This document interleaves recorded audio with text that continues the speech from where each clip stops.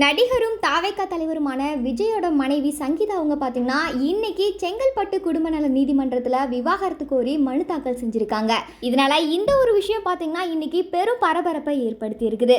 இந்த வழக்கு பார்த்தீங்கன்னா வரும் மார்ச் 20ஆம் தேதி விசாரணைக்கு வரப்போகுது. அப்ப விஜயும் சங்கீதாவும் 2 பேருமே ஆஜராவாங்க.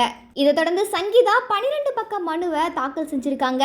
அந்த மனுல சங்கீதா என்ன குறிப்பிட்டிருக்காங்கன்னா, எங்களோட இந்த திருமண வாழ்க்கையில தொடக்க காலத்துல மகிழ்ச்சியா தான் இருந்துச்சு. ஆனா கடந்த 2021ஆம் ஆண்டு ஏப்ரல் மாதம் பாத்தீங்கன்னா என்னோட கணவர் விஜய்க்கு இன்னொரு நடிகையோட தொடர்பு இருக்கிறது எனக்கு தெரிய வந்துச்சு.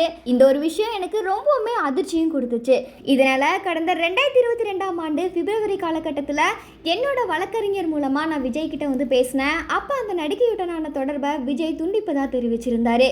ஆனாலும் அவர் என்னை ஒதுக்கி வச்சுட்டு அந்த நடிகையோட தொடர்புல தான் இருந்தாரு. இது எனக்கு ரொம்பவுமே மன உளைச்சலை ஏற்படுத்தி இருந்துச்சு. இதனால திருமணத்துக்கு மீறி இருந்த இந்த உறவை நான் தட்டி கேட்டதால பொருளாதார ரீதியா விஜய் எனக்கு நிறைய கட்டுப்பாடுகளை விதிச்சிருந்தாரு. ஆனா குழந்தைங்களோட படிப்பு பாதிக்கப்படும், அவங்களோட மனமும் பாதிக்கப்படும் அப்படின்றதுனால நான் விவாகரத்து கேட்கறத தள்ளி வச்சிருந்தேன். இப்படி இருக்கிற சூழ்நிலையில விஜய் அந்த நடிகையோட பல்வேறு பொது இடங்களுக்கும் வெளிநாட்டுகளுக்கும் சென்று வந்துட்டு தான் இருந்தாரு. மேலும் அந்த நடிகையோட எடுத்த புகைப்படமும் சமூக வலைதளங்கள்ல வைரலாகியும் வந்துச்சு. ஆனா அந்த புகைப்படங்களுக்கெல்லாம் விஜய் எப்போதுமே எதிர்ப்பு தெரிவிச்சதில்ல.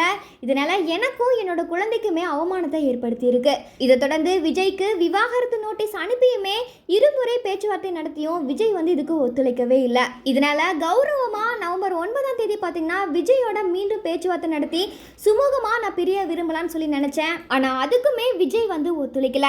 வேற வழியே இல்லாம தான் நான் நீதிமன்றத்தை நாடி இருக்கேன். கணவன் மனைவி உறவுல விஜய் எனக்கு ரொம்பவுமே நம்பிக்கை துரோகம் பண்ணிட்டாரு.